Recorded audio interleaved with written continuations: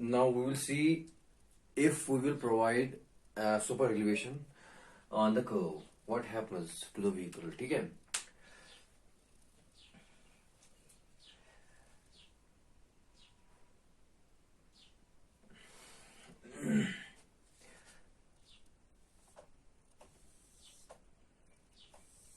ये कोई रोड हमने,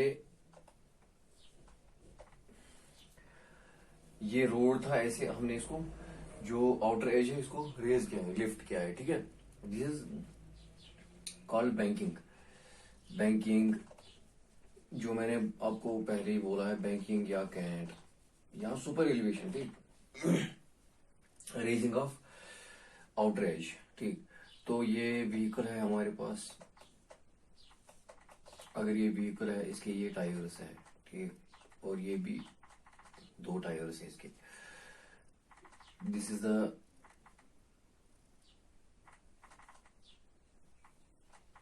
this is W. Weight will right downwards, and this is force will resolve into respective components. ठीक है. यहाँ पे P cos थीटा बनेगा. अगर यहाँ पे थीटा है तो यहाँ पे W का जो कंपोनेंट है वो टुवर्ड्स इस तरफ आएगा, और W ऑफ साइन थीटा. ठीक है. और यहाँ पे ये आएगा P of sine theta plus W of cos theta. ठीक है. ये दोनों एक्ट हो जाएंगे नीचे डाउनवर्ड्स. ठीक. और यहाँ पे जो फ्रिक्शनल फोर्स है वो एग्जिस्ट होगा टायर्स और रोड सरफेस के बीच में. वो इस तरह एग्जिस्ट होगा, मतलब एक्ट करेगा इस तरह. मतलब अगर ये आउटर एज है तो वो इनर की तरफ एक्ट करेगा. ठीक है. Frictional force. This is F.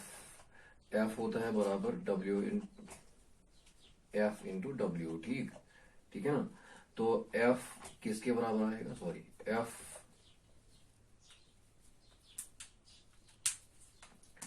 तो एफ आएगा बराबर एफ इंटू डब्ल्यू किसके बराबर आएगा, P of sine theta plus W of cos theta. ठीक है. ठीक. तो अगर हम इसको सॉल्व करेंगे वो कैसे आएगा, जब हमने इसको टिल्ट किया है, दैट मीन्स पी इक्विलिब्रियम जब आएगा, इक्विलिब्रियम. ठीक.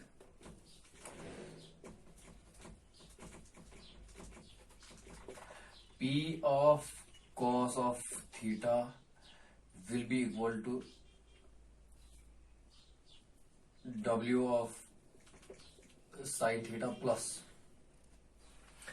जो ये ये ना P cos theta है, this will tend to move vehicle outside. This will disturb vehicle. ठीक है. ठीक है. It will tend to move vehicle या displace vehicle outside from the central line of road. ठीक. और ये इसकी कोशिश होगी कि ये इसको वापस लाए. ठीक. और इसकी भी कोशिश है कि ये जो फ्रिक्शनल फोर्स है ना, ये भी रेजिस्ट करता है स्कीडिंग को. दैट मीन्स एक तो ये और ये, it will resist it will stabilise the vehicle and P cos theta will disturb the vehicle. ठीक है. इसलिए ये आपस में इक्वेट हो जाते हैं. प्लस एफ आएगा. एफ के बराबर है F into P of sine theta plus W of cos theta. ठीक. ठीक है. तो P cos of theta will be equal to W sine theta plus F P sine theta plus F W cos theta. जब मैंने इसको multiple किया इसके साथ और इसके साथ. ठीक है. तो P cos theta minus F P, sorry,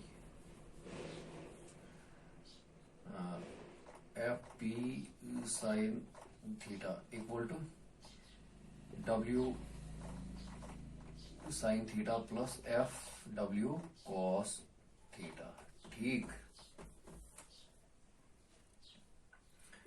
P बाहर निकालो, cos of theta minus F sine of theta equal W बाहर निकालो, sine of theta plus F cos theta. ठीक है, P बाई W इसको यहां पे लाओ equal sine of theta plus F cos theta divide by इसको इसी तरफ लाओ, cos theta minus F sine theta. ठीक है, यहां पे dividing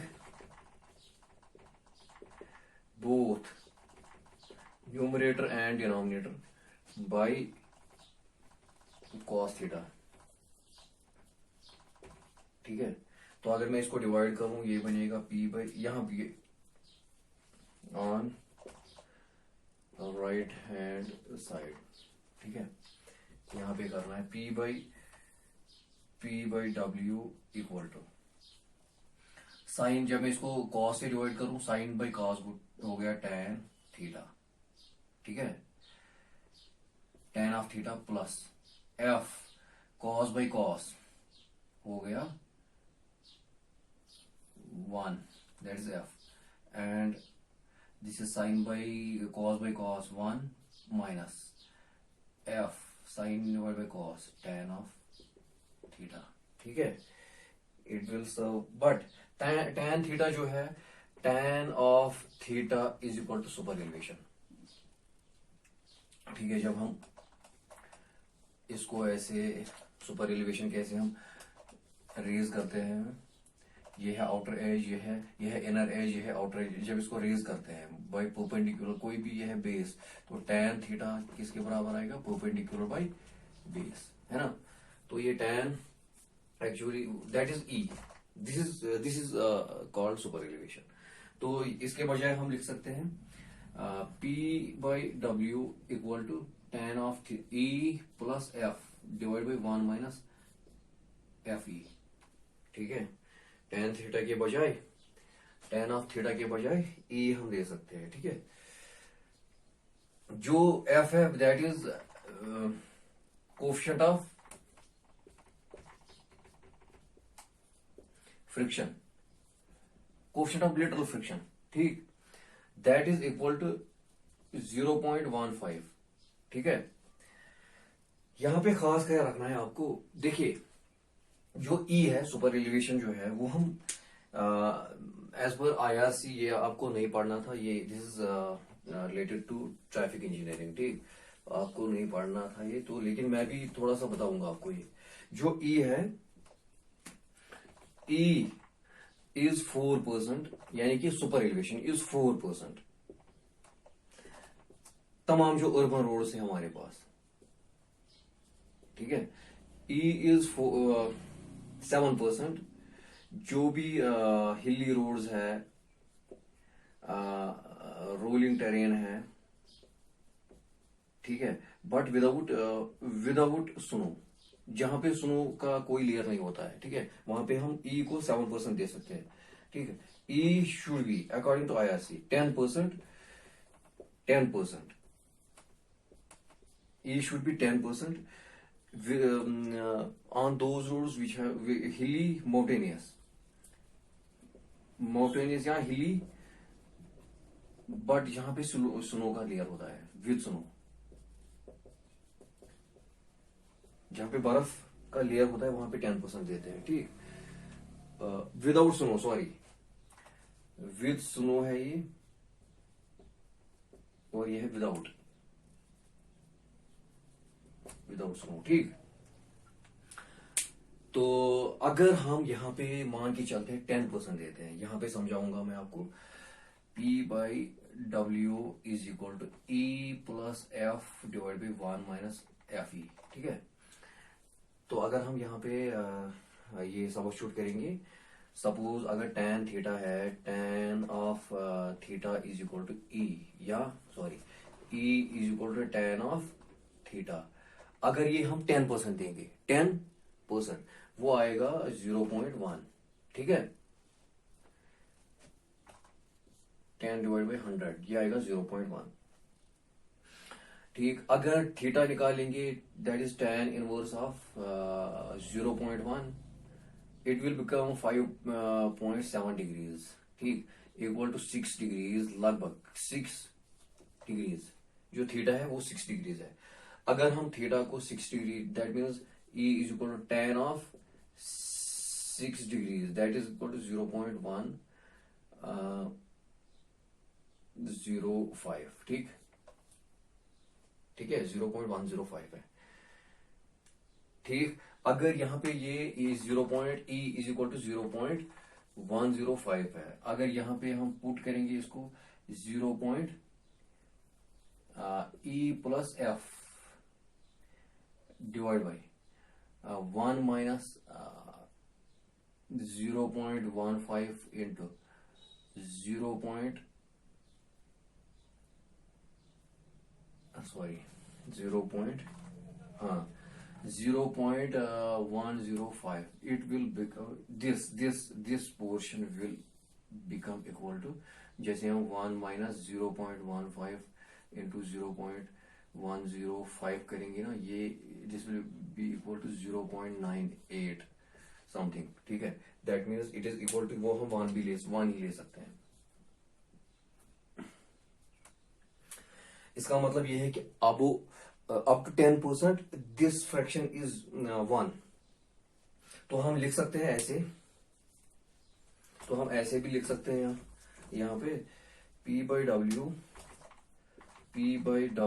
is equal to E plus F divide by 1, ठीक है। P by W is equal to E plus F up to 10%, E जब E होगा 10%। और ये जो इक्वेशन है इट इज अबव 10%, जब E होगा अबव 10%, ग्रेटर देन 10%। तो ये हमें खास याद रखना है। इसके बाद हम length of, this is the required equation and this is also the required equation, but जब आपके पास सुपर एलिवेशन क्वेश्चन में दिया होगा अबव 10%, 12%, 13%, ठीक है, दैट इज अबव 10%, तब आपको ये यूज करना है, ठीक है। जब आपके पास अप टू 10% होगा तब आपको सीधे सिंपल ये यूज करना है, ठीक। This is about the super elevation या कैंट, जो हम रेलवे ट्रैक में यूज करते हैं अक्सर। इसके बाद हम लेंथ ऑफ ट्रांजिशन कर्व निकालेंगे, उसके साथ ये चैप्टर खत्म हो जाएगा, ये टॉपिक खत्म हो जाएगा। तो नेक्स्ट देखेंगे क्या पढ़ेंगे, ठीक है।